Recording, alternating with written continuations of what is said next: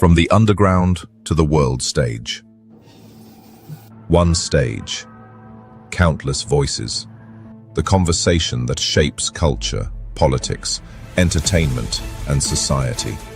Politicians, comedians, musicians, actors, public servants, leaders, unfiltered, unscripted, unmissable. This is Debated Live.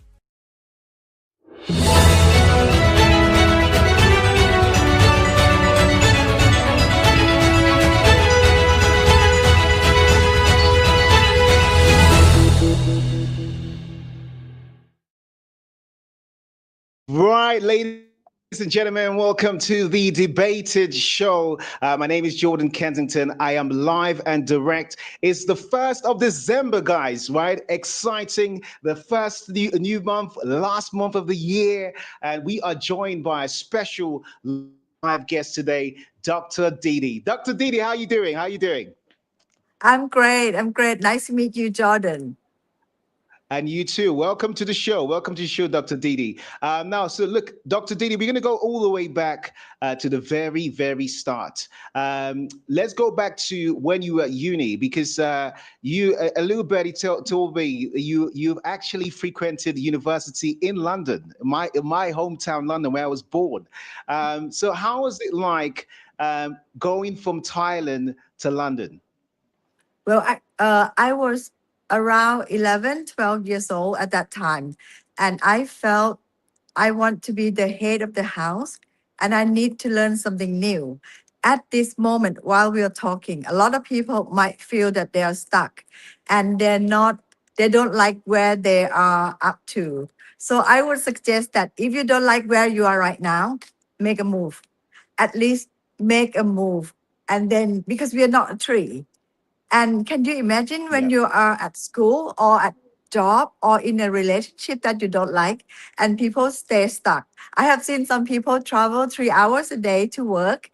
And then I asked them, why don't you move? And they said, because they used to live in that house, even though it's a rented house, but they don't move. So nowadays, we forgot that we are not a tree. So we can always move to where we feel that we thrive. At that time, I was very young. I moved to London, and imagine the host that was supposed to pick me up did not pick me up. So I was alone at Heathrow Airport and didn't know what to do. So I took a bus to the host's house, and they opened the door and said, "Oh, sorry, our son came from Scotland, so we have no accommodation for you." And I remember the door was closed in front of me, and the snow, it started to snow. Right. And I walked, and one of the homeless guy invited me to join him at the tube station, the Sloane Square station. My first half night of homeless night. Yes. That is actually crazy. That's actually crazy. That's your first experience. That's such a humbling experience in London as your first experience. Now, you went on, to graduate, and you returned back to Thailand, and you got married, and you were obviously, leaving life and everything else. And for the viewers that don't know the story, on the year 1997, something happened that was crucial to your life, and it has to do with your husband. Do you want to tell us what happened in your own words? Yes. I went to London. I did 2 master degree. I got 2 master degree from London in economics and finance before I was 20. I came back and everything was great. I worked very hard and I married my best friend. And on the night of the New Year's Eve, my baby was about to celebrate his first birthday in a few days. My mom came and said, "Your husband has passed away. Your son's father had passed away." So that was my New Year present. However, I would call it a present because at that time, that morning, I found out that apart from my son lost his father and will never get to see his dad again, we inherited $3 million in debt. That's At that crazy. time, It was. I was 26 something. However, the wind blew and touched my body. I felt happiness rose inside my heart. So I said to my sister, "Hey, I feel the happiness rose inside me." And she said, "Are you crazy?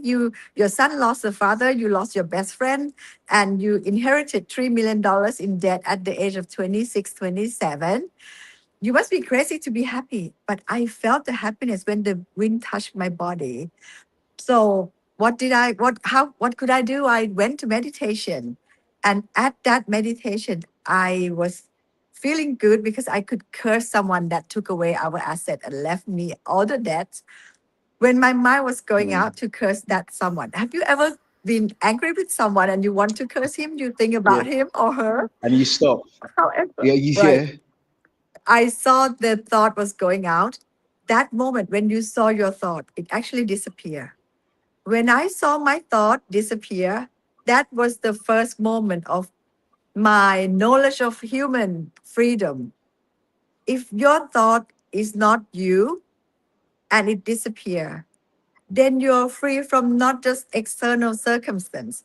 You're also free from your own feeling and thinking. Imagine normally we are the slave of our situation. If the situation is good, we feel good. If the situation is bad, you don't feel good. However, what if you feel bad, but you can see that bad feeling and you feel good? Yeah, I mean, there's a concept that you sometimes have to disconnect from the actual feeling of the situation and the actual problems or the challenges that you go through to be able to see it from an external point of view. And when you see from an external point of view, it's like I always say to people, when I'm invited to speak at places, I say, if you have any challenges or problems, you need to take it outside of you and write it down and see it in a third person. And that's the only time where you can externally pause for a second and think spiritually. It must have been incredibly difficult at age 26 and challenging at age 26. First of all, where did the 3 million debt you inherited come from? Did it come from your Well, husband? Did it come from somebody else? yes, Or because my husband did a lot of venture with his friends and did a loan guarantee for his friends and his partner and all that, which I had no idea about. However, at the end of it, because his pass away was very abrupt, so we had no clue whatever he did.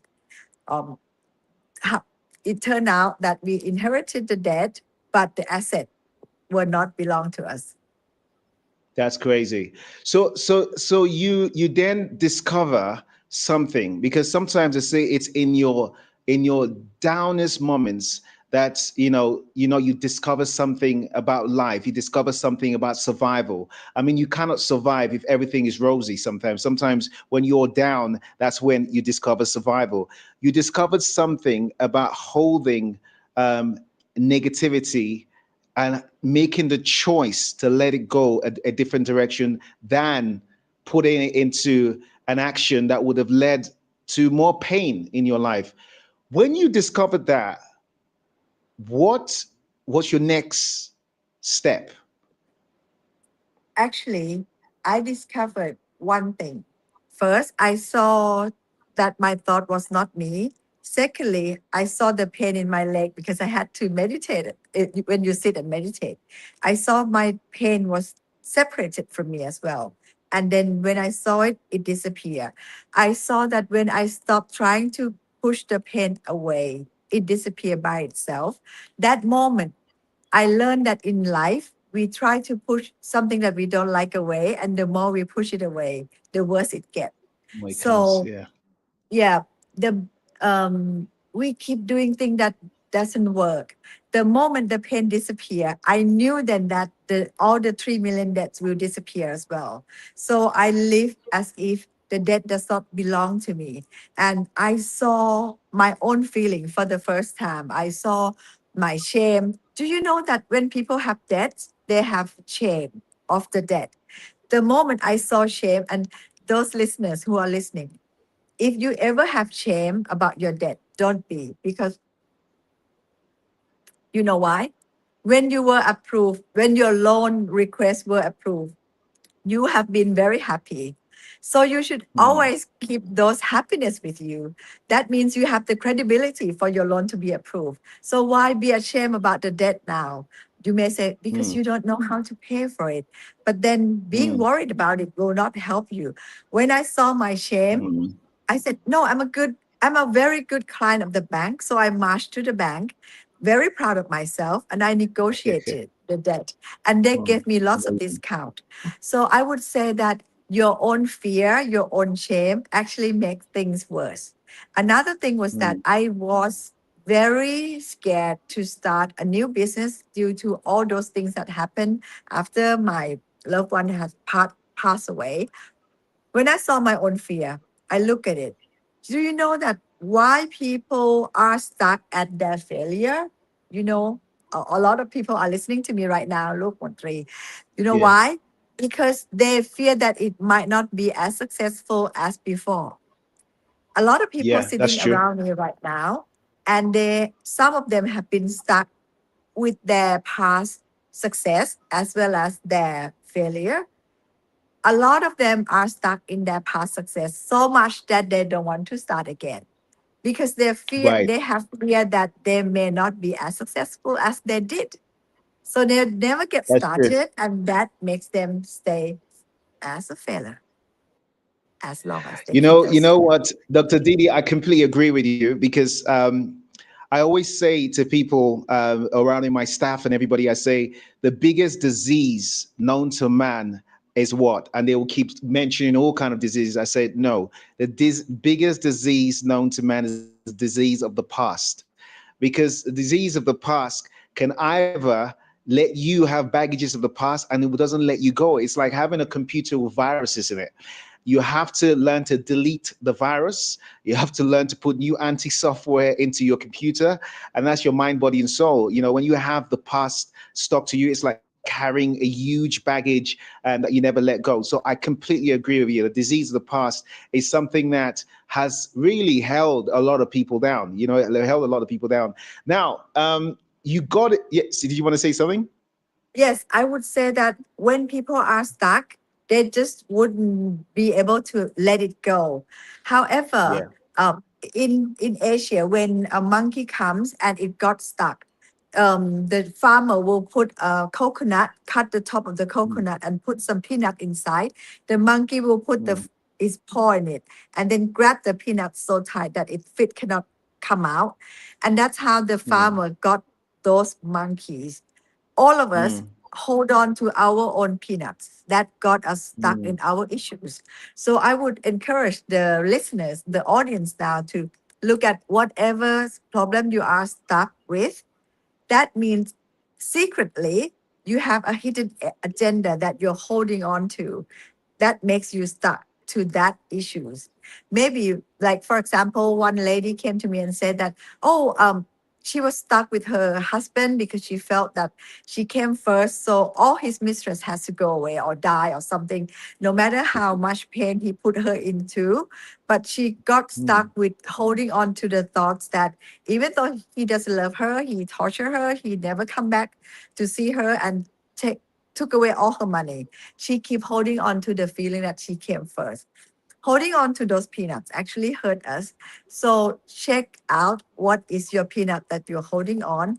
We are not monkeys, so we can let go of our peanut. At that time, I knew then I wanted to sell all the asset that I could get my hands on, or even sell things for my friends.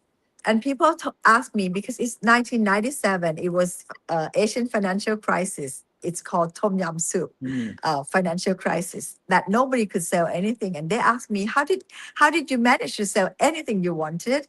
I said, very easy. mm, The price that the best buyer offer, I took that price. Even though the margin is very small, but it got me out of debt. It got me mm. financial freedom in the later day. Initially, the profit might be small, but slowly you can accumulate those profits. So every situation or every challenges have their way out. The only thing that block you from your way out is you holding on to those peanuts. Sometimes we hold on, the worst thing is that we hold on to our desire for people to like us or to approve of us or to understand you, Mm. accept you, and think of you or speak about you in a good way. That I see as the biggest peanut. Because no matter how hard you try, how good you do, Mhm. there will always That's be true. someone criticizing you or not accepting what That's the true. way you do. The That's true. time that people will accept you, support you, and see you as very good is only the time that you're a loser, not doing anything, or a widow with all the debts. When I was a widow with all the debts, lost my husband and everything in a very pathetic bottom, people said, "Oh, poor girl, poor lady." The- all Mm. the kindness pour towards me. But only then, a lot of people enjoy those sympathy, enjoy those feeling that, oh, people feel sorry towards me. And then would you rather stay down there just so that people will praise you or honor you or something rather than get back up? But the moment you get back up, then you get a lot of challenges towards you. You know that, right? Everyone who's listening, 100%. yes, you know that when you are at the bottom, and people can just look down at you and sympathize with your situation. They won't criticize you because you're below them. But then when you rise up, then you become a target. Welcome to the real world. That's definitely welcome to the real world. It is completely true. When you are below, and it's not also it's also true for the people who are watching. If you are starting something, maybe starting a business or you're doing something for the first time, and you've had friends and family all around you who know you for not being that way, and then you become a multimillionaire, that you will see that what will happen is your the people who were on your level are not happy. Most people are not happy for you, and it's not because they hate you, it's because they cannot believe the person they know who was just like them has made it through. It's a human thing, and a lot of people who are successful become very lonely and depressed because they cannot understand why money has changed people. Money doesn't really change. If you have been humble all your life, money doesn't change you, a success doesn't change you. What happens is the people around you change how they behave towards you because they cannot bear to see that you've left them in a situation. They cannot see you in the next situation. And I think it's something where it's a trait that is an evil trait that people need to get rid of. It's a trait of evil, envy and jealousy. And the envy and jealousy, some of it is very unspoken because they themselves don't even know where these feelings are going for. They're like, I really like the fact that Dr. Didi, you're successful, or I really like the fact that Jordan, you're successful. However, why is it not me? Why is it happening to you and not me? Why am I in this situation? When I think there is I have this feeling where I am so happy for the success of somebody else that I say to my staff all the time. For 30 years, I've been running my businesses. I've always said to my staff, I want you to be more successful than I am. I want you to go out there in the world and become extremely successful, be multimillionaires, be billionaires, be extremely successful. It because the world is not a competition. The world is not jealousy. The world is everybody has their own path, and that's something that I think you're really dragging in for people to understand.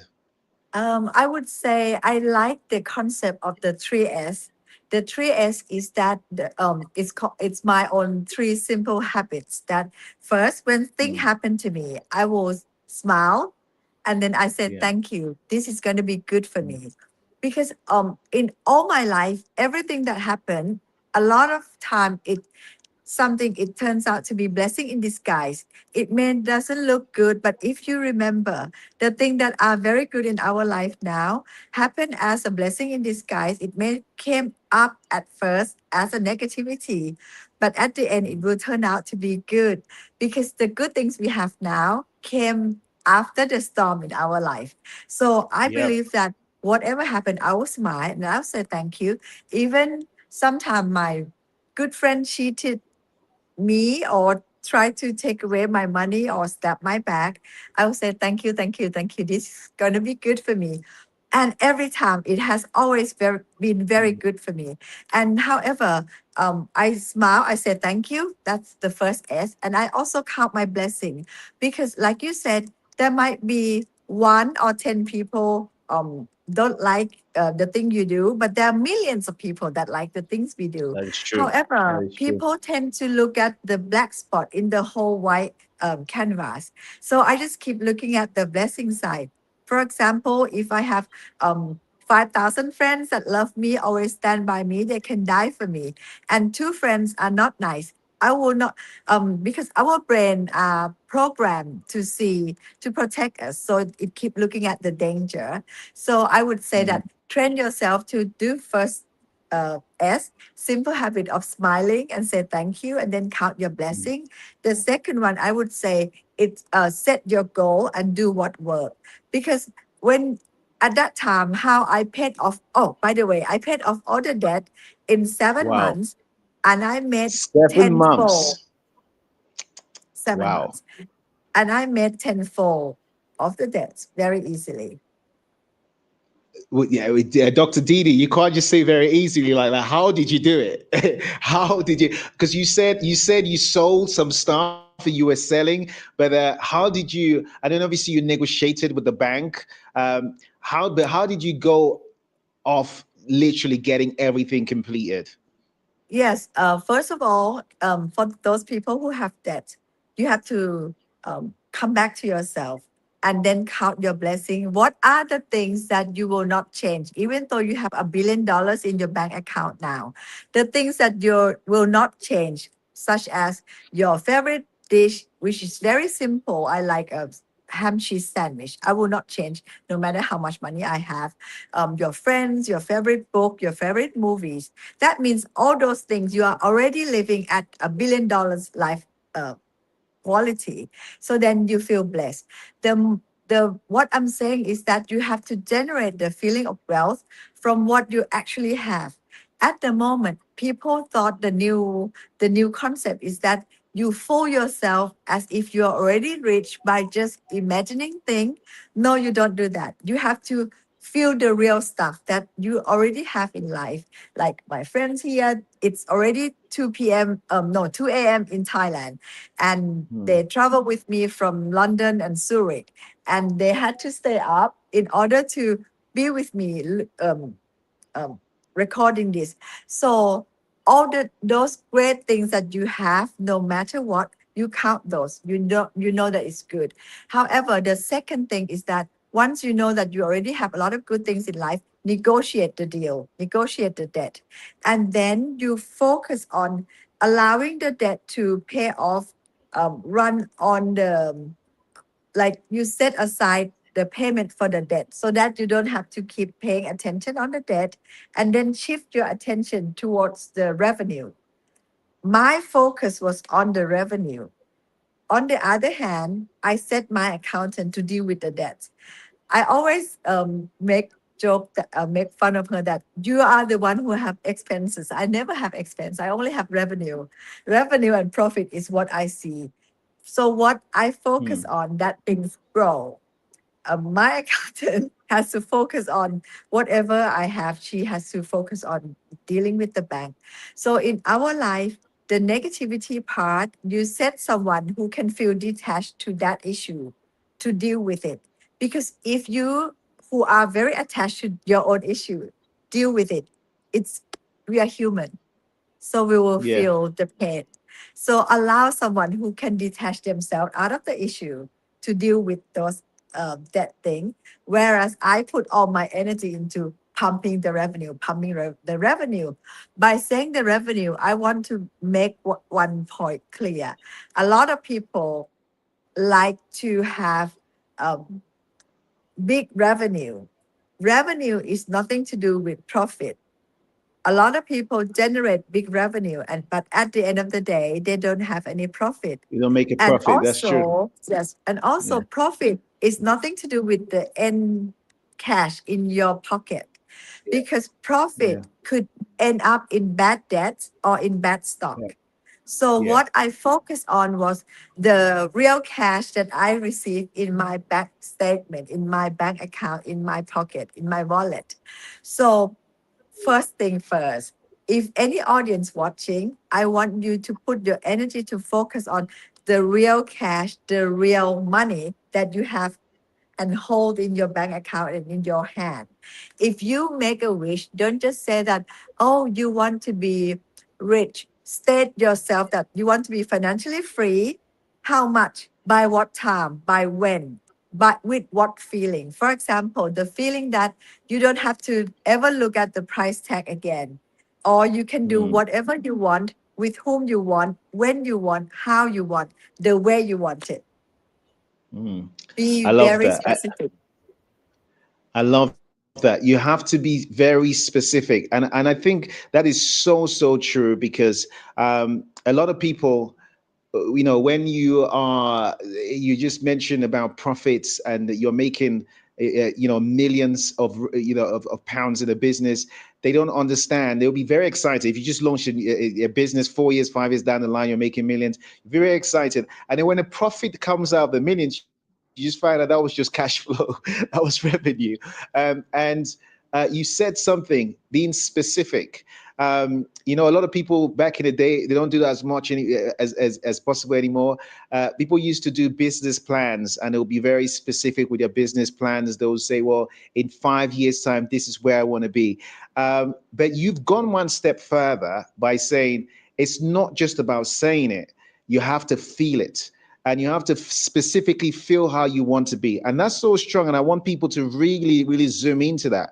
Because say, for example, you say, I want to be worth 500 million pounds in the next 7 years.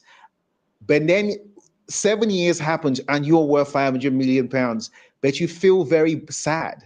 And you start drinking and you become an alcoholic. And then, this has happened to a lot of people. And you're very sad because the feeling wasn't there. You did not add the feeling to the goals. You want to have 500,000, 500,000,000, but you also want to feel like what? You want to feel empowered to help people. You want to feel empowered to help yourself. You want to have a feeling of love. The feeling part is so important. And I completely agree with you, Dr. Didi. Dr. Didi, you invested in or started a diamond company, right? Um, how did you get to the diamond company? What was it that made you start a diamond company, and then you sold it at a certain point? So tell us a little bit about that. Okay. Okay. I told you about the 3S. The first one is smile, say thank you, and know that this is going to be good for you. So when my husband passed away and I inherited $3 million in debt, I smiled, said thank you, and knew that it was going to be good for me. So I was keep looking for the great things that coming my way. So that's how I spot all the opportunities. The second one was that set your goal and do what works. So I set my goal to be debt free first and then financially free later, which I did. So how I did what work is that people often set their goal, but they don't do the things that work. For example, your girlfriend might want you to hold her. And if she feels that you don't hold her enough, she will keep complaining about you. She will criticize you on the things that she doesn't mean to, but it's only because she wants you to hold her more. So, Mm, and then the more she criticizes you, you will keep away from her. So things that is, that we do doesn't always work. So mm, I always say that do what work. If I want to have the real cash in my bank, I set my goal that my company has to be very lean, no capital invested, very low in labor, not labor intensive, not machinery intensive, no land, no factory, no capital, no labor, but high in profit. And everyone came to me and said, how could you do that? Of course you mm, can. The way you set it up, it will be the way you live. A lot of my friends, they make same amount of profit, but they have 10,000 employees. They have to invest in land and they can't go on holiday whenever they want to. But I want my life to make the profit, although my net worth or my empire is very small. But at the end of the day, I have this bigger cash than they do. And I have more spending power True. than they do. So it depends how Mm, people value. A lot of people value how many employees they have or the mm, size of their sales, but I value the end of the net cash and my own freedom that I can take off to meditation for I did took off for 7 years for meditation. I did took off for 2 years lately for meditation with 100 friends.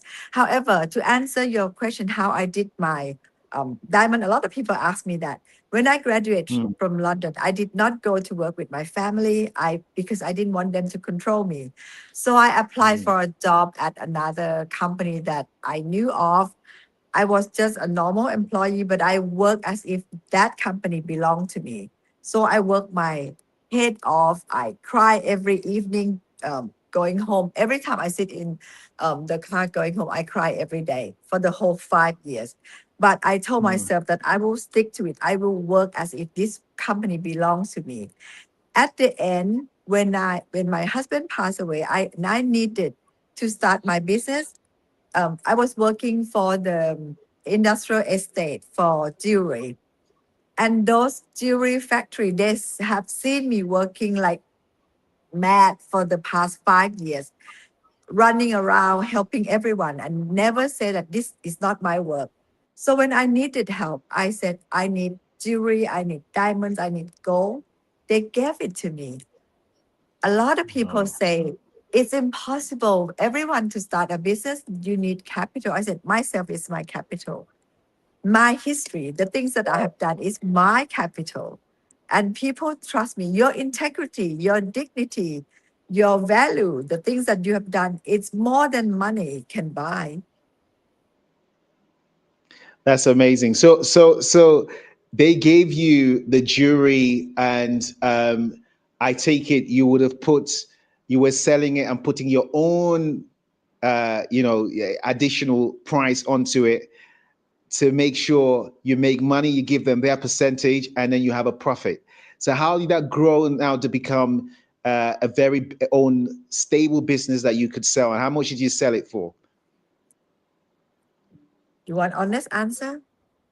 The Go on. margin was at least 3 times. If the cost came as 100 or 1,000, the Mm, price was at least 3,000. And I had no cost amazing. of producing it, and I have 3 months more to pay for them. So I was cash rich. Wow. And That's however, you amazing. have to come with a good business model because at that time I was working in a shopping street and I saw all the jewelry store set in a very expensive setting that a person like me, 25 years old, 20 to 25, 26, I would not dare to go into a shop like that. And I imagine Mm, that why are diamonds are sold in an expensive shops? And what about people like working women? So yeah. back in those days, 30 years back, I think, 30 years back, there was no diamond for working women. So I talked to the BS who was promoting diamond that I will set up diamond as a kiosk next to the donut kiosk in department That's store. crazy. Would Wow. you give me the money to do the marketing, to run the advertising on TV, in the magazine and all that? And they did give me. So all the factories gave me the jewelry, and the BS who was promoting diamond gave me the finance, the funding to promote the um, diamond for working. I had diamond for working women, diamond for today women. That's it. Wow. That's amazing. That, I mean, the concept itself can work anywhere in the world. That is such an amazing concept. However, So let me add what this. what Let me add this because your go reader, on. your audience would ask, what is the most important thing? You have to come up with a very good business model. And one cannot come up with a good business model if you're not awakened. You need to be awakened. Awakened means that you wake up and seeing things like you seeing the world for the first time. You question that why people do that, why you do this, why you do that. Because otherwise you will walk in the world as if you are already dead or sleeping. If with that being not awakened, you will not question why things are that way. The moment you start questioning that why things are that way, you can come up with something to solve people issue. For example, um, one for example, I asked that why people um, why people feel sleepy, and if I don't want to do plastic surgery, what can I do? Then I just come up with all the supplement things, all the formula, all the things that I want to do. And if I don't want to go and do the plastic surgery to lift up my face, I just come up with all the formula for proteins, lifting Collagen. effect for your skin, those things. And I sell those intellectual property. That's even That's more. great. Now, would anyone dare to say that you can't sell intellectual property? So you come up with something. You sell this. I sold these intellectual properties to a lot of people around the world, a lot of brand, and I'm behind it. And I make a lot of money by thinking it, testing it. Actually, the formula came in my family 100 years ago. We developed it as the Thai, we are a very good alchemist, I would say. For example, Yeah. Red Bull was originally made in Thailand, formulated in one of the Yes. Thai great family, until the Yeah. Austrian gentleman come and partnership with the Red Bull family. So as a Thai, we are very proud of our cooking as well as our chemistry, our alchemist skill. So I sold those alchemists, those formula around the world until now as a VC, venture capitalist. I invest in a lot of young people who come up to me and say, "Oh, Dr. Didi, I want." They come up to me and say, "Hey, they want to make proteins, they want to make supplements." I invest for them. They have their market. For example, Jordan, if you say that, "Hey, Dr. Didi, I have people follow me for 1,000 people, or you have 1,000 friends, I can invest for your protein for you, and you will have Jordan protein, something that lift your face up, make your muscle strong, and without keeping you bulky. And I can stay 44 kilograms for the rest of my life with my good proteins and your That's audience crazy. as well. More than that, because I went through all those suffering. So I came up Yes. with my mental health to help other people. It's called Soul, So, so Soul.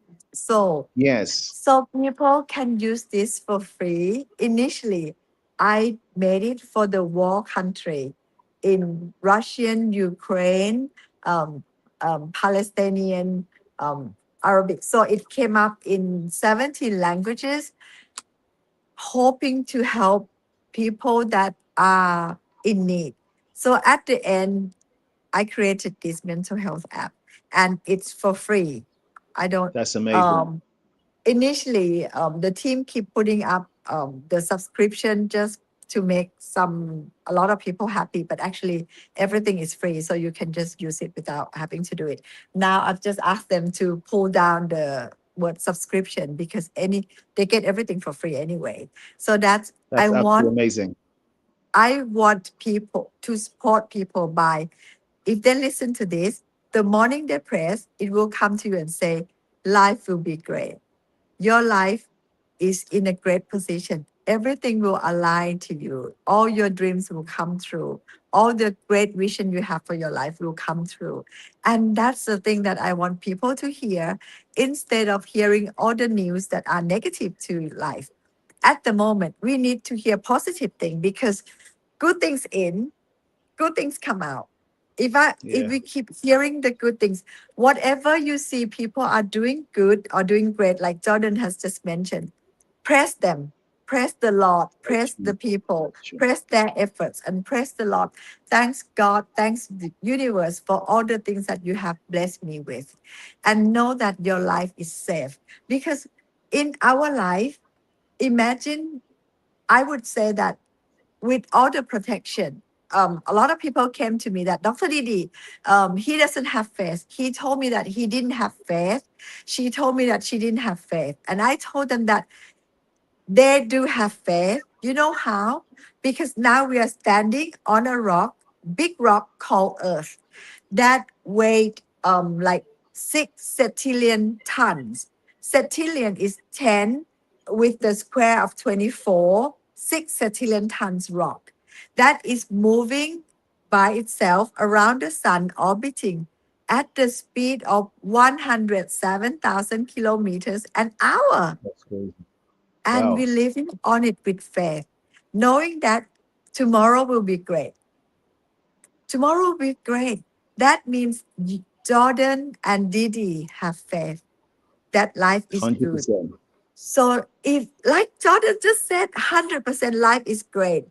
The earth is supporting us. So you will be great. So I guarantee you that if you have good, pure intention, keep your frequency high, your intention pure, and keep your energy positive.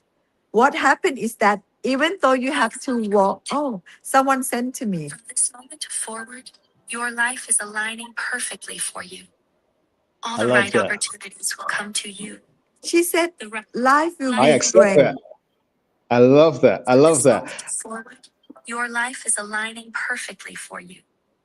Your life is And aligning perfectly for you. yeah. I just love that. You know, I wrote a book years ago called Following My Intuition, and it's on Amazon, and it did really, really well.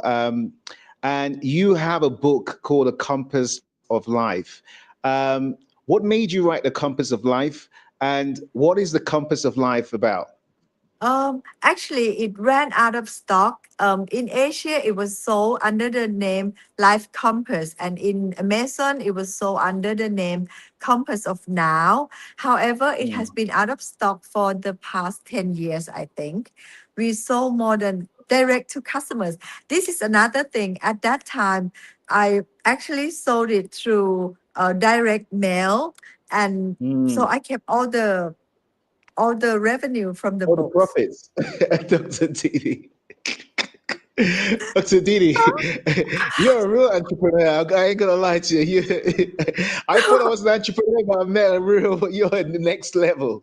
Next level. I love that. I really love However, that. however, you can listen to it for free now in the Soul app, Right. ZOUL Soul app. So it's all I love free. that. It's audio because I know that you're probably lazy to, no, you don't need to use your eyes to read. So you can hear Yeah. it while you're traveling, driving, cooking, and all that. So you can hear all my 10 books in the Soul audio. I love that. Now let's talk about investing. You are also an investor. You just mentioned there that you like to invest in people. You like to invest in people that have got ideas. Some of the areas that you invest in is fintech, and you also invest in a lot of other areas as well. What do you when you see the fintech industry? I started. A few years ago, actually, we're featured on Forbes. We started a fintech bank mobile app, and it caught on. We had like 2 million customers, and we sold it. And fintech, especially in, underdeveloped territories like Africa, for example, some places in Asia where there are loads of unbanked still.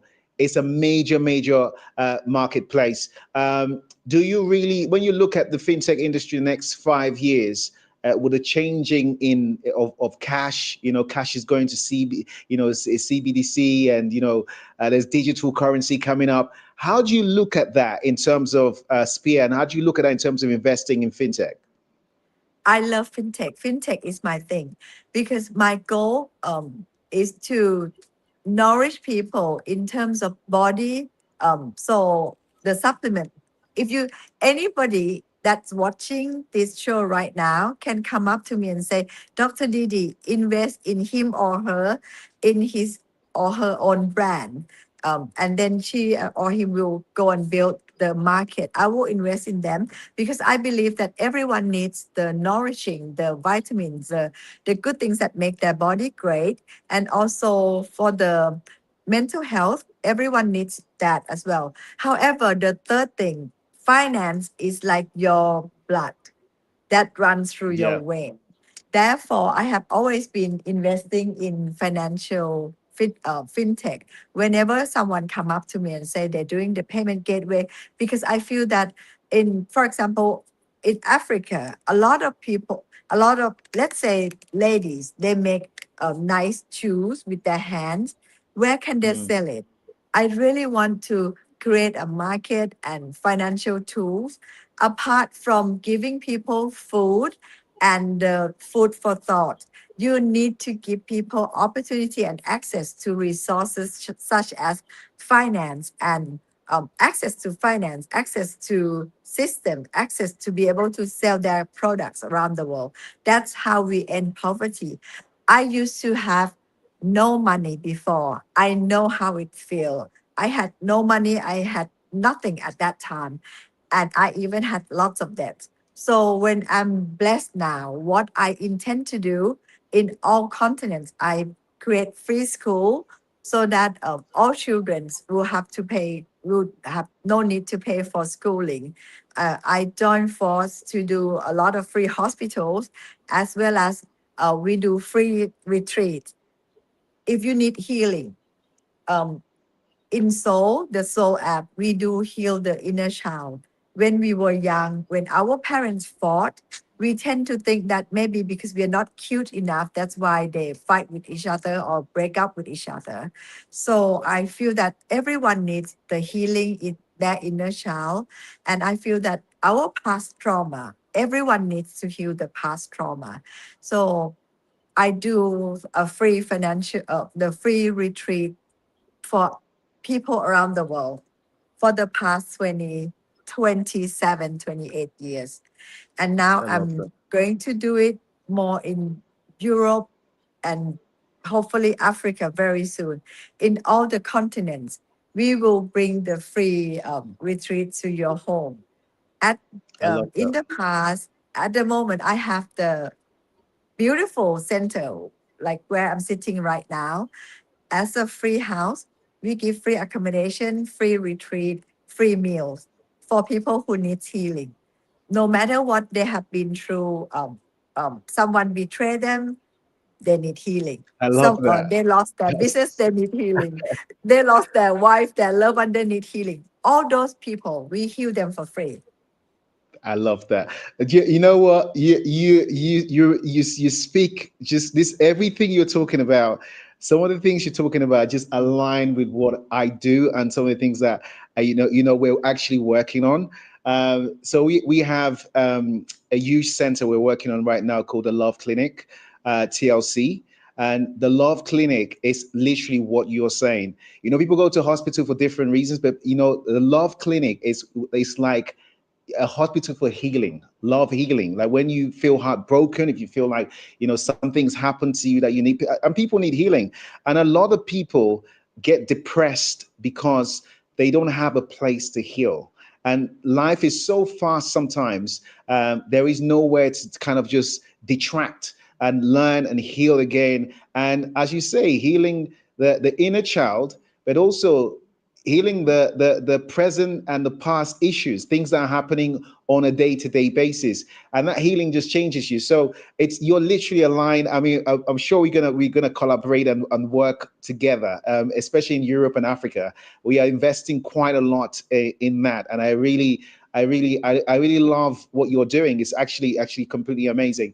When you look at your philosophy in life, where do you think that came from? There's a lot of people, have different reasons why they are like the way they are. On my side of things, I lost my dad in 1995, and I became homeless in 1999. My dad actually owned a bank, which is funny enough in Africa. He owned a bank. And when I lost, we had everything. We were completely so rich and everything else. But when I lost my dad, his family took over everything, so we lost everything, right? And when I lost my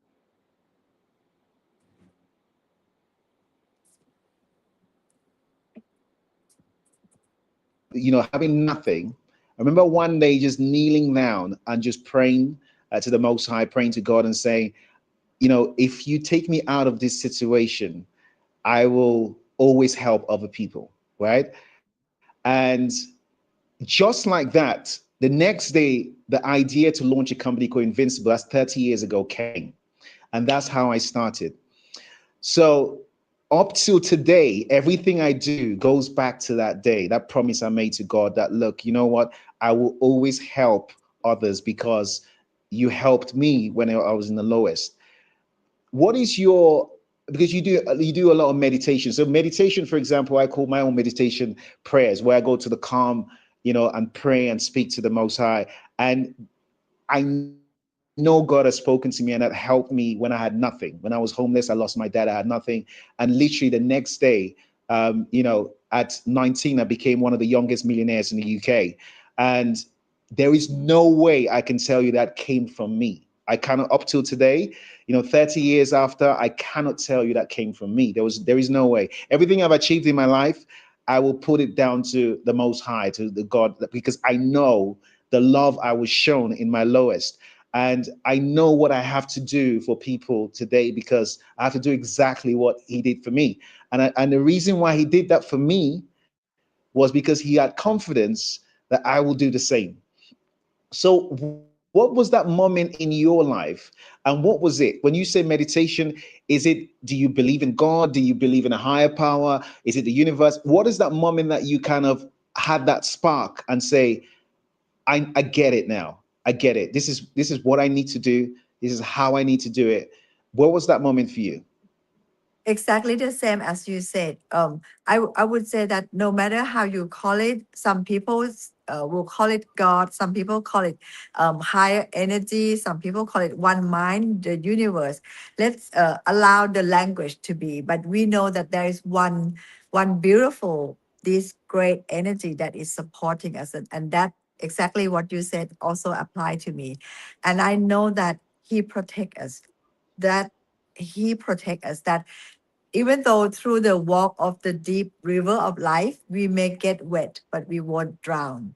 And through the fire that people may try to harm you, we may be, it might be hot, but we will not burn. And with that faith, I know that if I think good thoughts, I receive good things immediately. If I think negative thought, I receive negative things immediately. Knowing that for a fact.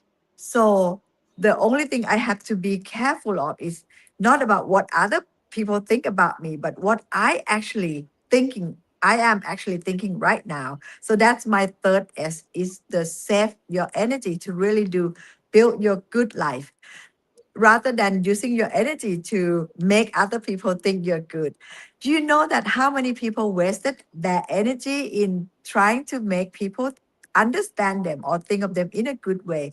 And then they fail at really make good things in their life. So when I don't defend myself, I have 100% of my time to do good thoughts, think good thoughts, and act something good, and then say good things, and also help a lot of people. Just like you said, I know that the more I help people, people ask me that there were some people who received the help from me and said, "Oh, twisted the thing," and I said, I Yeah. would not need things from human because the higher power gave everything to me. If you need my help, why would I expect any return from you? It's no way you can return it from me, and I don't expect it to be either. I'm doing this so that I really respect myself, doing good thing in order for me to respect myself. And no matter how many people will check my faith and trust in me, I can always look back and count the blessing and the things that I've done, as well as you did. You can always look back the things that you've done. You can always look inside, and you knew that each moment, what was your intention behind it? And if it was the negative intention, well, the higher power will know. So that means all my energy is put towards, am I doing the right thing? Am I doing the good things? Of course, as a human, sometimes I got carried away. I get upset. I say things that I shouldn't say to my people who love me. There is no excuse. to try to teach other people or discipline them while saying not nice thing, because God does not allow us to say negative thing to others, because he always said that try not to judge or discipline other because you might sin them while you're saying the negative thing. And I so believe that now that he's protecting me, he protecting me from the deep water and I will not drown. He protecting me from fire, I will not burn. So the most important thing is that, am I doing the right thing? Am I doing thinking good? I don't care if my enemy would say the negative thing. What I care is, would what I'm doing, will it please God? Will it please the higher power? He's looking at me now. Will he like what I'm saying? So I want to support all your audience that is watching right now, that you don't need to please human. You just need to check if your Buddha, your God, your energy, your higher energy is watching you. Will that energy be pleased with you? Will he be happy? If he's not happy, then be very afraid. I love that. So let's talk about. You mentioned it a little bit. You mentioned everyone's human. Everyone gets upset. Um, Anger is something that I don't care whether you're the king, the queen, anybody. At some point in your life, you get upset. You get anger. The question is, obviously, Dr. Didi, you've been angry yourself. How do you deal with anger? And what is the best way that you would say to the viewers if they get angry? How do they deal with it? I'm the worst one to ask about this question. You can ask me about anything, solving business issues and all that, but with anger, I'm the worst. And you have to accept it. I can't give you advice because I'm the worst one. I'm hopeless. I I'm love that. I love that. I love the honesty. At least you're honest. At least you're honest. Um, you also mentioned alchemy. You mentioned Red Bull, and Red Bull's from Thailand. I remember going to Thailand 2 years ago, and I discovered the story of Red Bull, and it was very enticing. And you mentioned alchemy. Have you read Paulo Coelho's book, The Alchemist? Have you read that book? yes, Um, yes, of course. so when you look at alchemy and you connect that with the law of attraction and a law of visualization, how do you sit with that? There's a lot of people.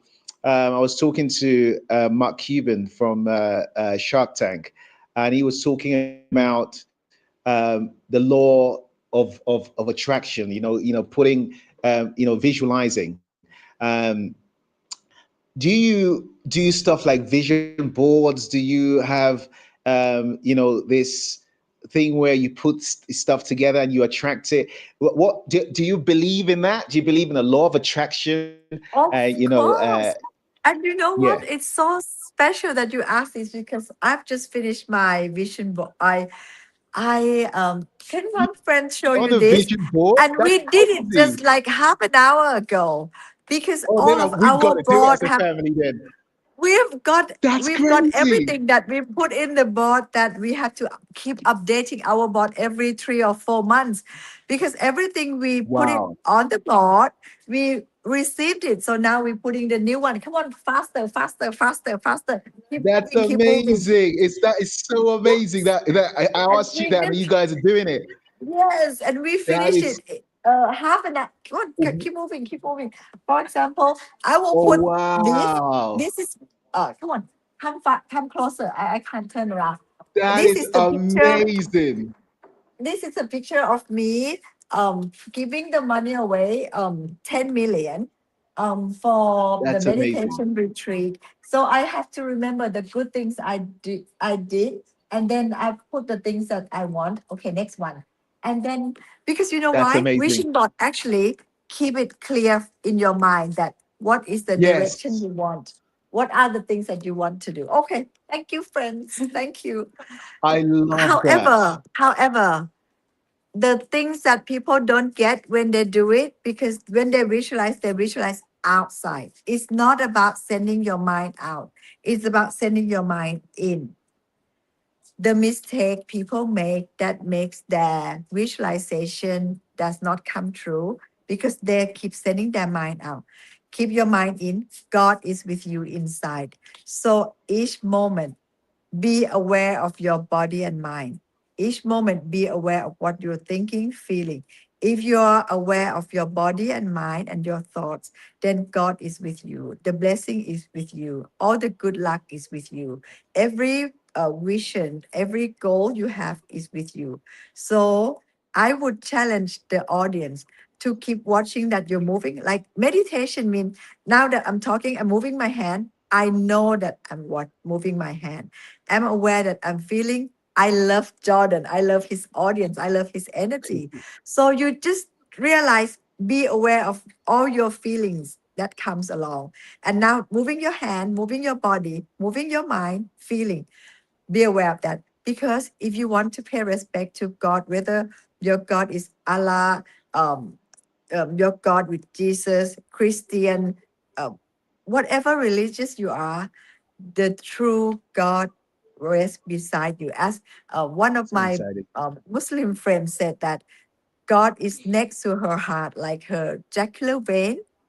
And your, of course, as you are, God knows your hair. He had your hand numbered.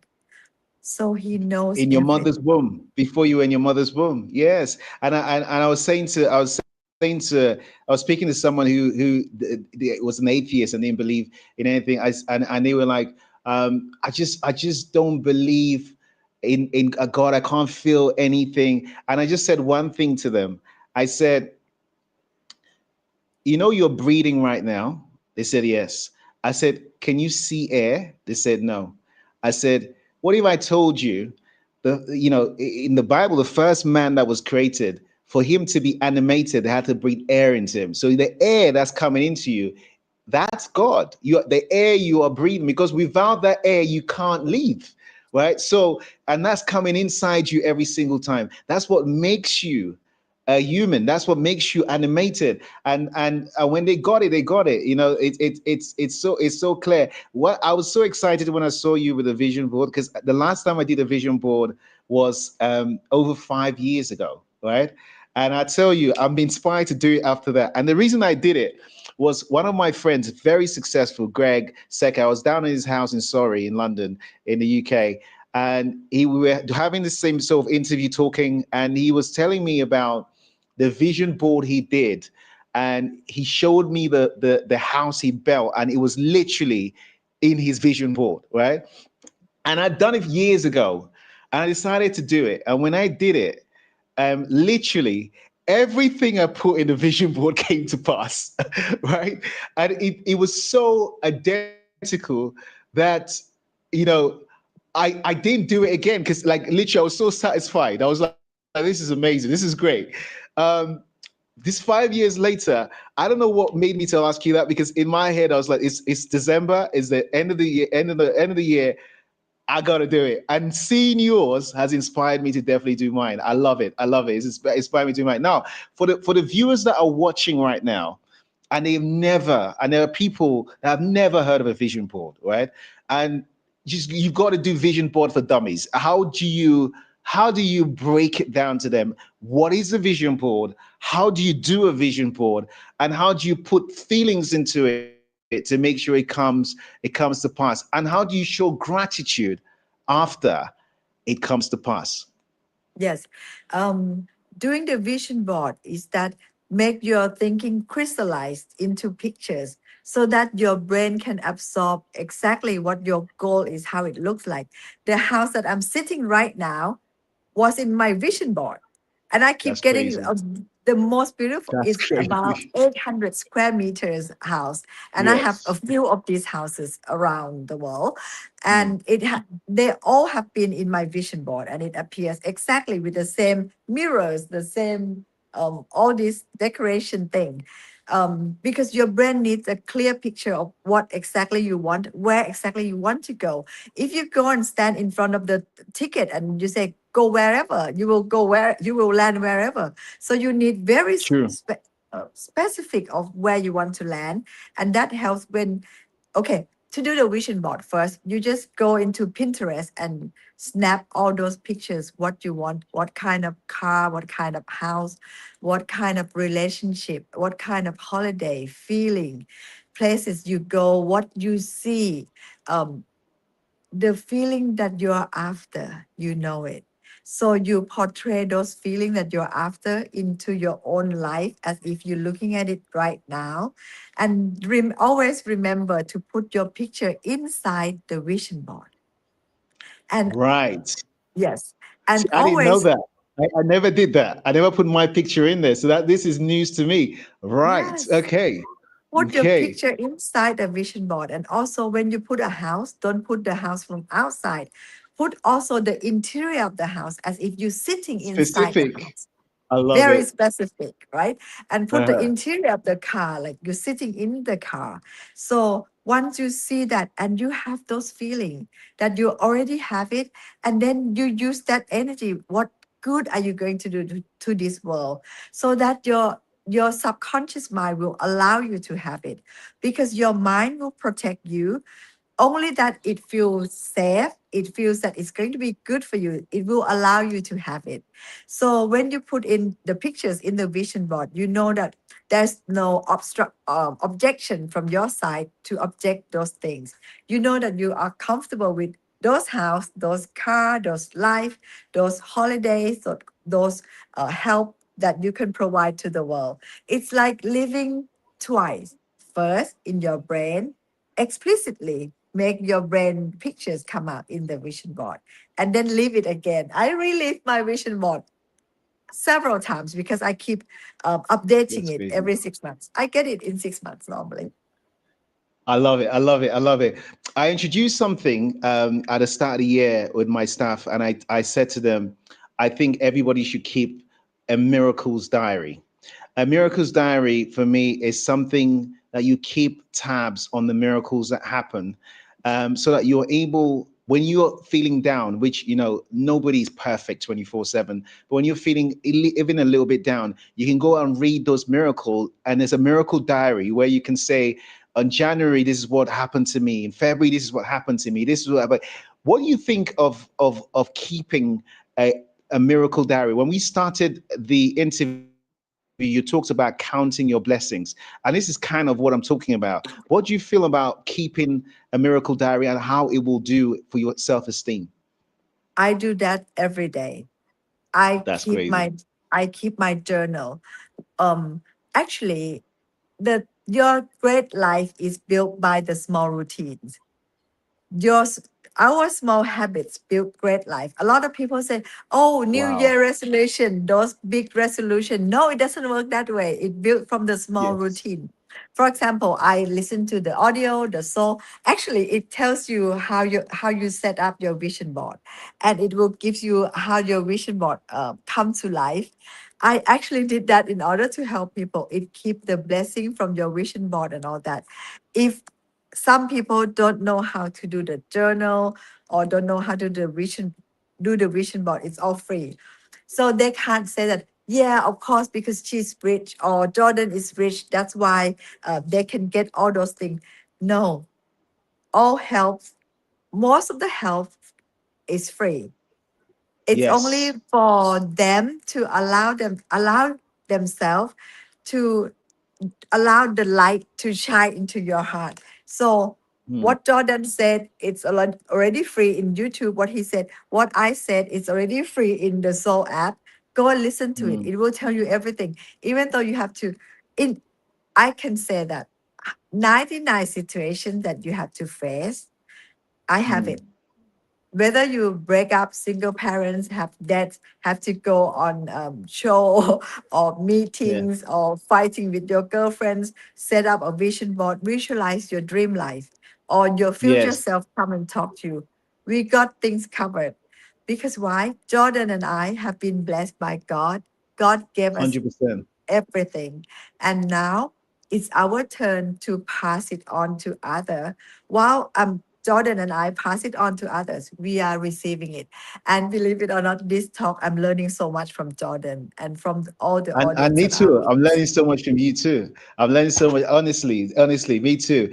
And I love it. I love it. So when you now look at life now, and you see, the world that you see today, the world has changed a lot. I speak to a lot of young people, who, some of them, they are, yeah, and that's something that we have in common. Where I look at fear, I call fear, F stands for false, E evidence, A appearing real. So false evidence appearing real. So fear doesn't exist. But a lot of young people are looking at AI and looking at all this new stuff happening, and they get scared. I speak to a lot of people, students at universities. A lot of young people come to my seminars, and they get really scared of the future.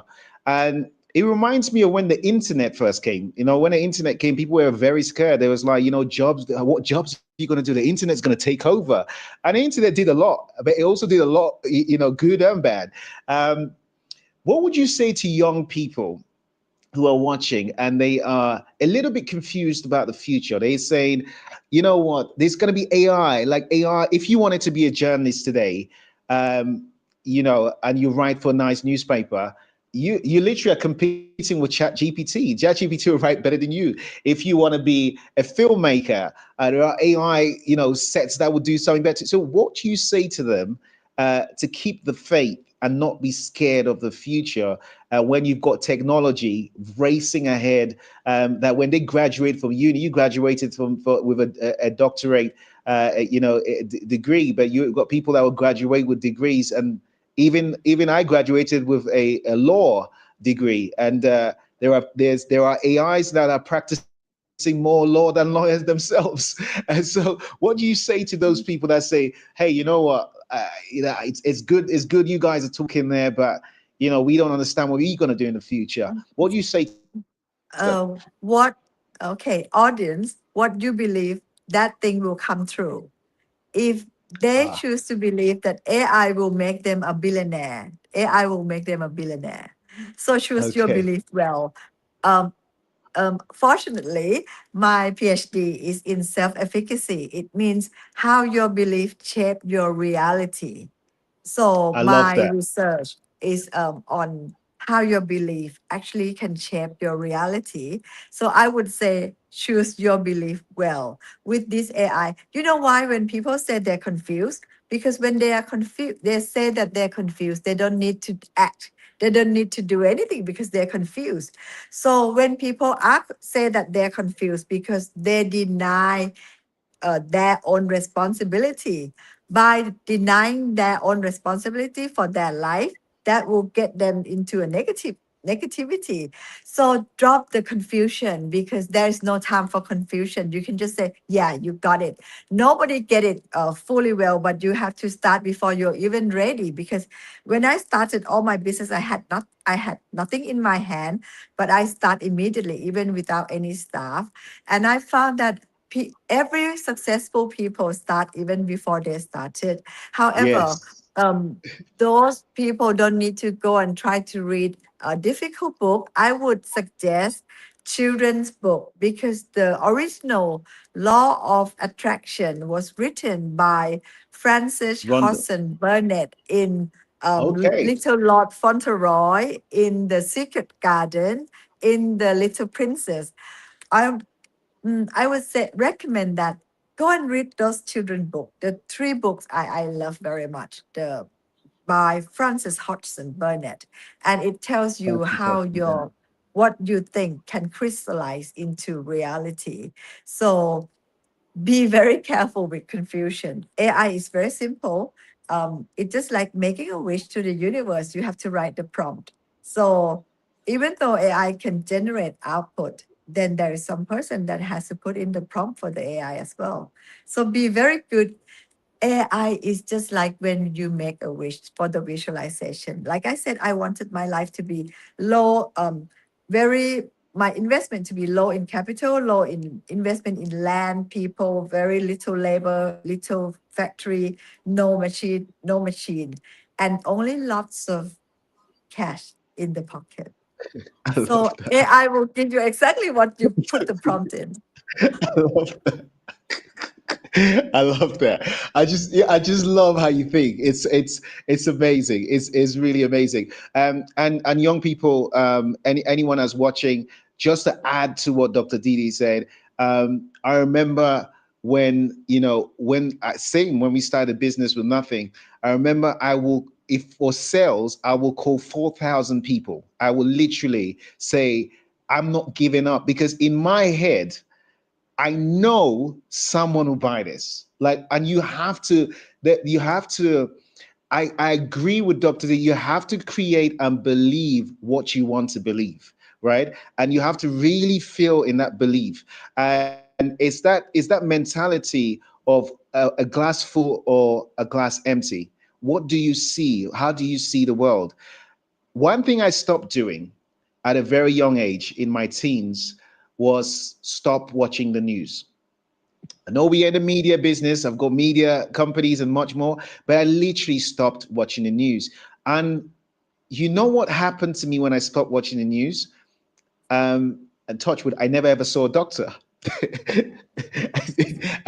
Because I realized something in a very young age. I realized that whatever you take in with your eyes, your ears, will come out with through your biggest organ, which is your skin and your body.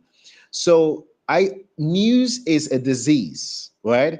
So when you're watching negative news or watching films, and also I decided at a young age not to watch horror films. I don't watch horror films at all, right? Anything with violence in it, I don't watch it.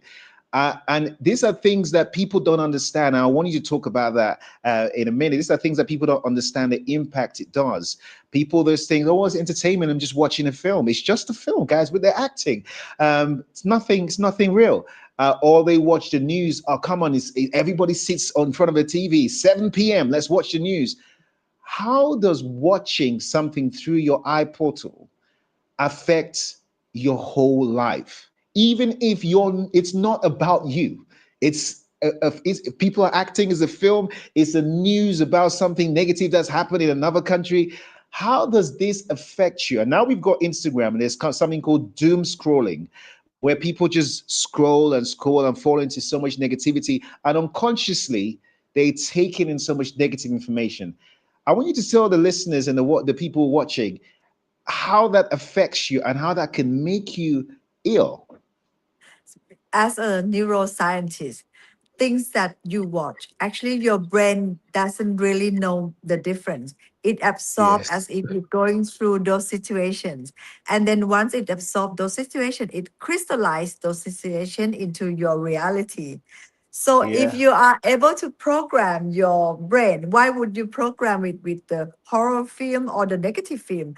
And not just film. If some people I know and they start talking about the negative thing in life, I will put my hands on their mouth. I said, I don't want to hear it. Because Good. the negative thing is can only be just one headline that, okay, this happened to me, and then it turned out into blessing. That's all. So the film is like you already go into those negativity or positivity, depends on the film you choose. And that really you feel it, your nervous system, your pulse, your brain, your neuron actually firing the same as those. Why not watch the film like Crazy Rich Asian, Yeah. right? And I completely agree. I completely agree. Yes. You mentioned something there, whatever you program. And I read somewhere that you've practiced NLP, neuro-linguistic programming. I have a story about that. I was speaking at a university once, and they invited me to speak at a university, and I knew nothing about NLP. And a journalist was sat there, and they wrote an article, and they said Jordan Kensington uses NLP. And I was like, what is NLP? This is around like 2007 or 8 or something like that. So I'm like, what is NLP? So I went and researched it, and I found out what NLP was, and I just thought nothing of it. And one day I was in LA, we were doing an award ceremony, a television awards in LA, and I got a call from London that this doctor wanted to be on the front cover of one of the magazines we own in London called Chelsea Monthly magazine, Chelsea Monthly. And I realized that doctor, when I went and interviewed him, was the founder of NLP, right? Um, and then he would tell me how he founded NLP, and how he founded NLP was that he was a psychologist. He was what they call in America a shrink, and he had loads of people coming to him for healing and psychology. They would sit on the couch and they would tell what they're going through, and they would just be sad about what they're going through. And he was making millions. He was like, I'm listening to, and at some point he just decided this just looks like a fraud. He was like, we're not curing anybody. We're not doing. They are just, as a shrink, we're just listening to your problems and telling you to suppress them, but it's not really curing you. And he realized that you need to literally change the program, right? You literally need to, and the thing is, why the lady at that university, when without knowing about NLP, said I was doing NLP, was I literally said I had this fury in my head where your mind, body, and soul was actually, when you look at a computer, whoever made a computer designed it with your mind, body, and soul to mind. And my whole idea was the way you have to look at a computer is that when you have a virus in the computer, you cannot just say, I'm just going to put the virus in this folder and keep it in this folder. Because one day you're going to open that folder by mistake and that virus is going to infect the computer. You need to delete the virus. Like, it needs to go. It needs to be deleted. And when you delete the virus, there's going to be space left in this folder. And that space will be empty. So you need to replace that space of the folder with something amazing. It could be amazing video, amazing picture, amazing something that replaces the space. That was what I explained to these kids in the university. I said, you need to delete. So the whole theme was delete, delete, delete. You have to delete. I don't care what problems happen to you in your life, right? If you're not able to turn that into a positive, you have to delete it, right? If you are romanticizing about something that's happened in your life by, crying about it, or say it's still happening while you're talking about it, it will never go. You have to literally delete it. And when we talked, I think his name was Dr. Richard Bandler, and when we talked, he was like, that's exactly the reason why I stopped doing the normal psychology. I realized that as like a computer, if you put a new program, it becomes new, right? So neuro-linguistic programming is changing that program that you've got in you. How did you find out about NLP yourself? I just told you my story, how I found out mine. And how do you practice NLP on your side? Because actually, when I went into meditation 28 years ago, I wrote the book called Compass, Life Compass in Asia and Compass of Now in Amazon, which I said you can listen to it in Soul app. It's actually cover both reprogramming what you're thinking from your past experience. It's you're playing the same music, you're playing the Yeah, same thing in your brain. So you need to play it somewhere else. However, like if you go to God or you meditate, you will know that in order to do that, you need to be aware of your mind. right. The thing is, start with something very simple, no matter whoever call it under what name. That's why I don't try to frame it under each name, because other people call it in several names: hypnotherapy, hypnosis, um, meditation, guided meditation. It can be called anything, but in the end it comes up to, do you know how you're feeling? Do you know how what your body is doing? And then if this program or this thought doesn't work for you, it doesn't work, it's not good for you yourself and other people, drop it. By seeing it, allow you to drop it. A lot of people will hold on to the thought and saying that, oh, it's so painful, and they can't let go and keep complaining, oh, I'm so hurt, it's really killing me. But the moment you see that you're holding on to it, it drops. True. Seeing it, stop it. Seeing it, drop it. See, you don't even, because If you try to let go of something, the more it's stuck. If you try to True. forget something, the worse it gets into your brain.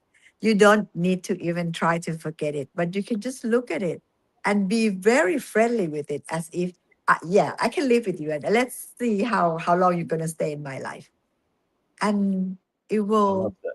just go away. Because the secret about life is that your thoughts, your loved one, including your life, will rising and passing away. The moment that we have been talking for some time now, each of our cell has been passing away rapidly, Yes. and things have Yes. been doing that all the time. The reason that the pain keep going on in your life, in people's life, or the things keep repeating, because they don't see it. And with the quantum physics, you actually know that everything disappear all the time. Everything disappear, and at the end, it's only emptiness. It's a void, and you can't even see your real self. There is no you. Even your body is disappearing all the time. Your mind keep disappearing like a flashing light.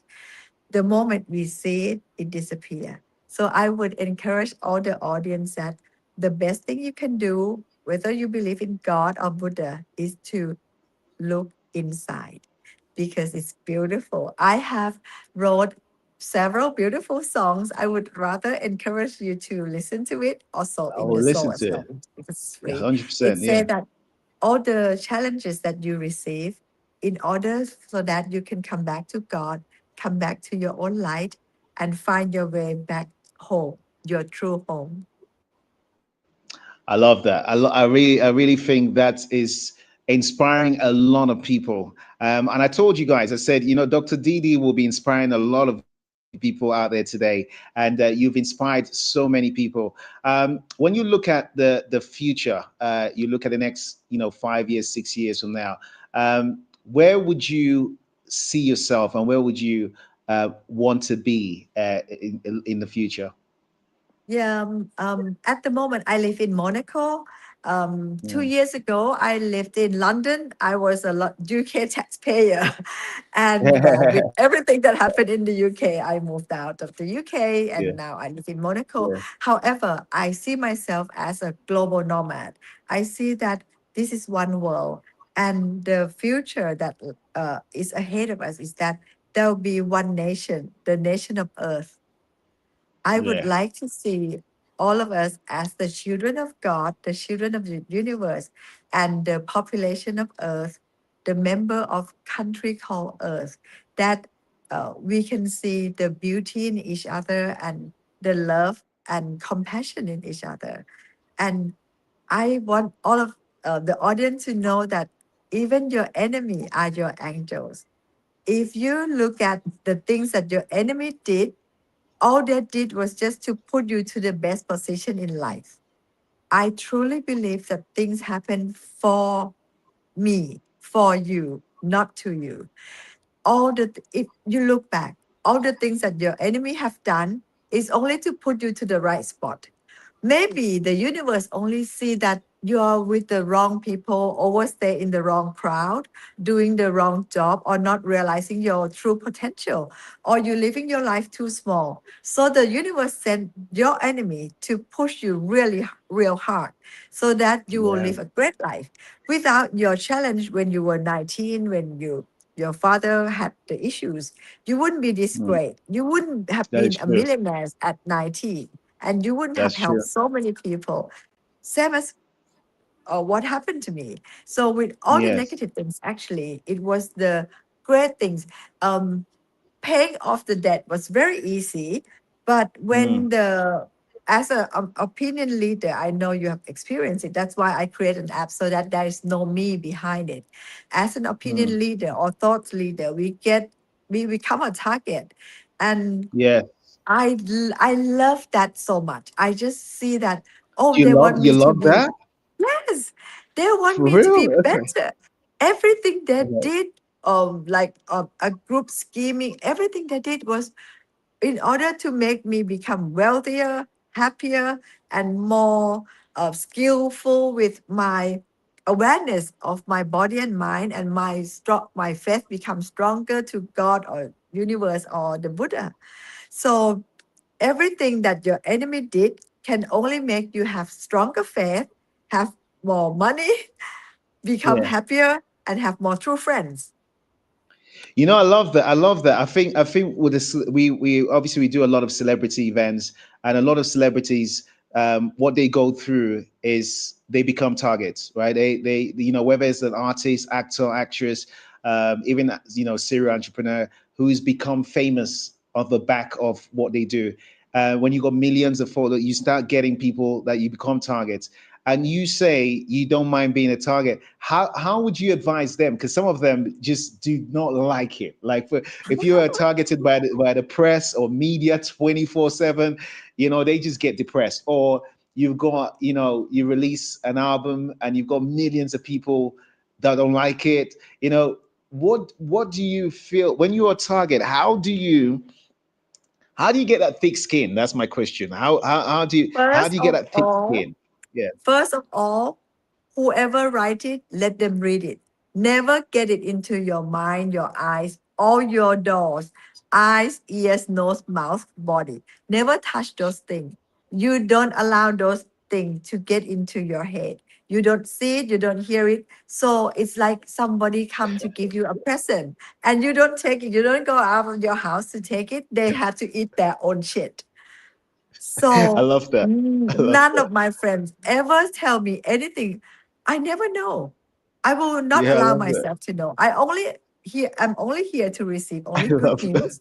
And if anybody tell me any criticism from anyone, I will beat them to death. So So, so, first thing, so, so, so, I love that. So, in theory, you are living in your own world, and it's your own. It's your own.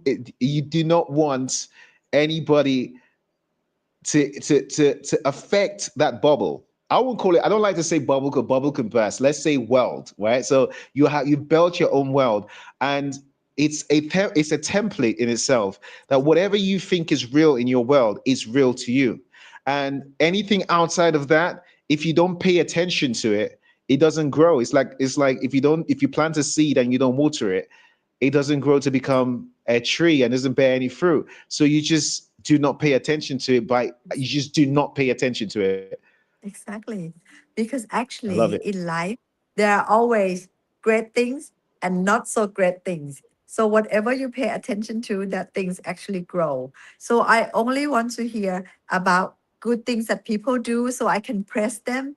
I want to hear about the Lord. I want to hear about God. I want to hear about all the religions, all the people that believe in good things. Because people who say negative things, they are run by Satan anyway. They're That is run true. by their sin. So why should I listen to Satan? And none of my friends should talk about it either. So unless if I'm doing something not good, I expect my friend to say, "Hey, Dr. Didi, you shouldn't do that." Or I will criticize, I will correct myself and do that by myself. But whatever the enemies or people who have ill will towards you, first, never let that get into you. Never read it, never see it. And if you need the law to take care of it, like somebody changed my password in my company and tried to take my company, yes, I sue them, but I allow the Yeah. lawyer or my right hand I wing love or that. left hand wing sue them with 20 court on the Yeah. 20 cases because we have the fund to take care of the bad people, but we have to save our beautiful heart to stay beautiful. So pay people that they don't feel anything to take care of those negativity. So let me play angel's advocate. This last past weekend, we did a huge produced a huge event, television event, massive. We had about 4,000 people attend. It was live on TV, etc., etc. Um, and I was a little bit angry with my staff. We had a meeting about it because some of them did not perform to the high standard that we are accustomed to. So I had to sit them down and I had to explain to them that look, this is not the way to behave. You have to, when you're doing this sort of things, you're live on TV. There's so much at stake. You have to be on a level. We almost sacked one person. I'm sure they're watching, but we didn't in the end. I just suspended in the end. We didn't. Um, how do you deal with situations like that? Because this is close to home. Obviously, when you run businesses, and when you run businesses, even if you've done it in such a way that you don't have 10,000 staff, etc., you've made it so compact. You've made yourself like the Airbnb and the Uber. Airbnb have no hotels. Uber, you're self-employed if you're driving a car, but you still have a bit of manpower that you have to run. So what happens when you have to discipline staff, but you have to do it from a place of love at the same time? Because it's not just them ruining a something. It could be them ruining their own opportunities. You can see so much good in somebody, and it's them ruining your opportunities. How do you confront those kind of situations without getting emotionally attached to it? I am emotionally attached. Love it. Of course, you can't expect Steve Jobs to produce Apple without being emotionally attached. It's nonsense. Of So course. I think that people should accept it that if we are passionate with our work, we will be emotionally attached. And I will Yes. kick the hell out of you if you don't perform. So better do it Yes. well. But I will say everything that you should be doing because that's Yeah. how God expects you to do. God said that Yeah. you finished your work today beautifully, perfectly. Otherwise, if you leave something undone today, he will not be pleased because those our staff will not know the effects that will cause from not doing the job today. Get it done well because it will could affect the whole world. So it's good for them that they 100%. get some volcano sometimes, right? Yeah. Yeah. I love that. I love that. Of And course, this then, is a debated show. Yeah. by saying that you and me, we have emotional Yeah. bank account with them. They Yeah. know that we are telling them about the behavior, not criticizing the person. It's not Yes. killing the person, but it's killing the wrong behavior, and then they can 100%. reflect. So I I always, think, yeah. Sorry, please.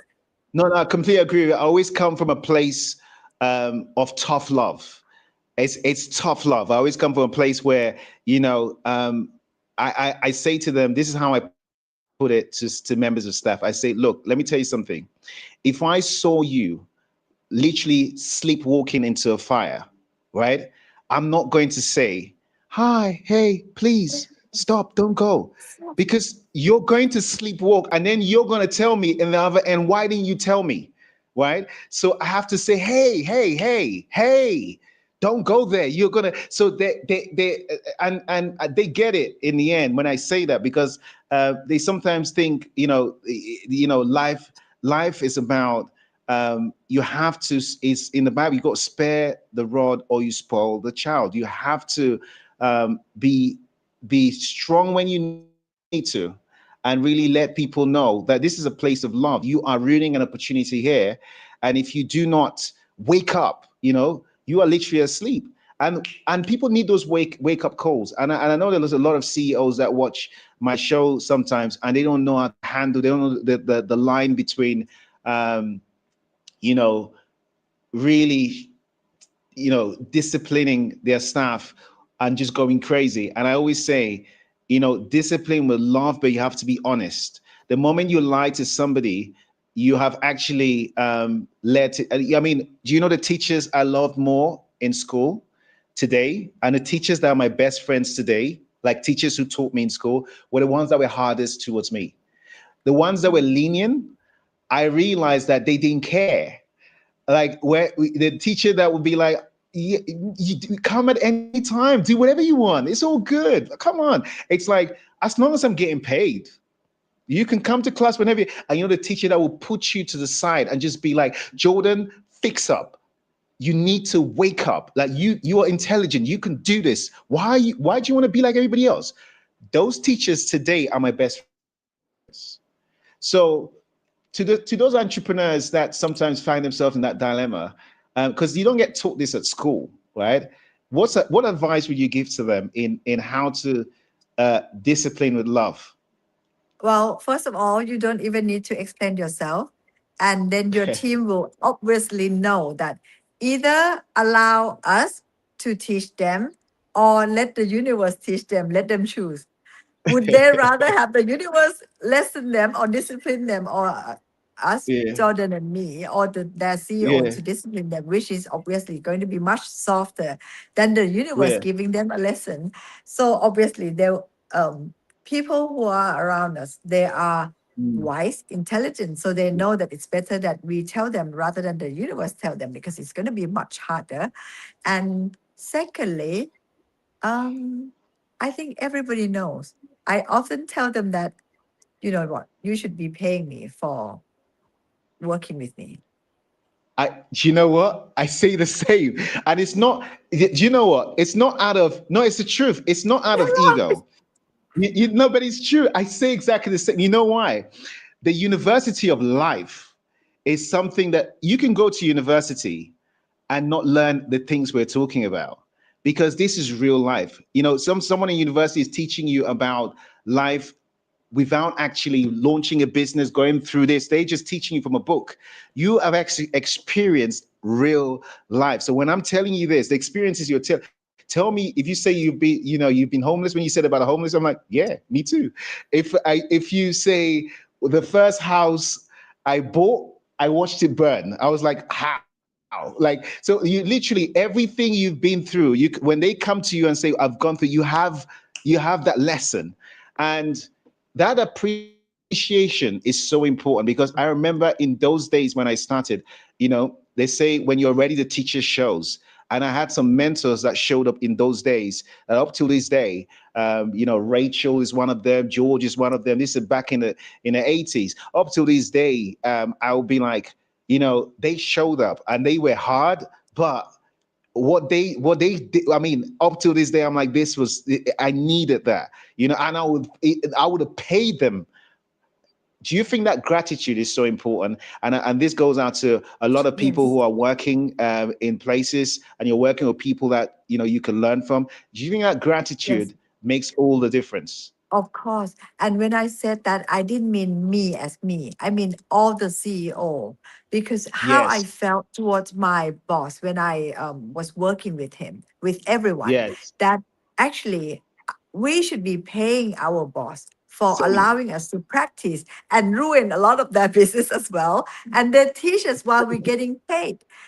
So when I said, I don't mean for me, I mean for all the CEO around the world. They are Yeah. actually giving people the opportunity to learn while making money to Making feed mistakes.